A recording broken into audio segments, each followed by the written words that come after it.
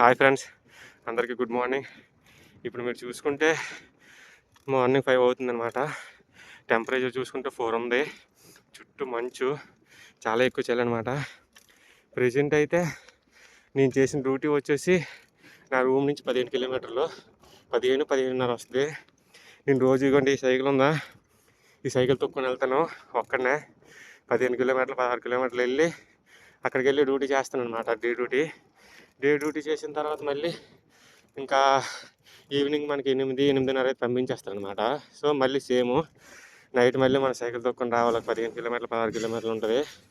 So ఇదంతా నేను ఎందుకు చెప్తానంటే, ఓన్లీ చూసుకుంటే నేను రోజుకి సైకిల్ ఒక 32 km అలా సైకిల్ తీస్తున్నాను అనమాట.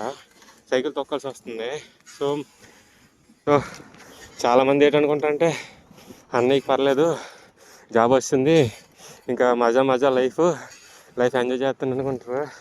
బట్ నేనేం చెప్తానంటే, మన లైఫ్లో మన ఎక్స్పెక్టేషన్స్ కానీ రియాలిటీకి చాలా తేడా ఉంటుంది. మనం అసలు ఎక్స్పెక్ట్ చేయము. మనం ఒకటి ఎక్స్పెక్ట్ చేస్తాం లైఫ్లో, బట్ రియాలిటీ అనేది ఇంకోటి ఉంటుంది అనమాట.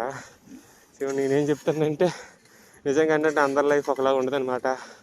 సో చాలామంది అనుకుంటారు గవర్నమెంట్ జాబ్ ఉంటే సరిపోద్ది, మరి ఇంకేం అవసరం లేదని. సో ఓకే, ట్రై చేయండి, వస్తే హ్యాపీ, రాకపోతే నిజం చెప్తున్నా ఇంకా చాలా హ్యాపీ. చిన్నదో పెద్ద ఏదో చేసుకునే దగ్గరలోనే. ఇప్పుడు చూడండి 4 degrees సెంటిగ్రేడ్లో రోజుకి 32 కిలోమీటర్లు. వీక్ ఆఫ్ కూడా ఉండట్లేదు. సండేస్ కూడా నేను వెళ్తాను ప్రతిరోజు కూడా.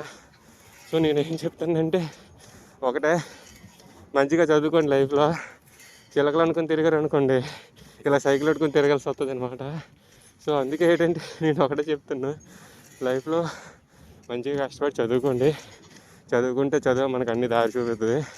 సగం అలా చదువుకుని సగం వదిలేసామనుకోండి, ఇలా సగం ఉండలేక వెళ్ళిపోలేక ఇలాంటి ఉద్యోగాలన్నీ చేయాల్సి వస్తుంది అనమాట. ఇప్పుడు ప్రెజెంట్ ఏంటంటే అదే అనమాట. ఓకే, బాయ్, జై హింద్.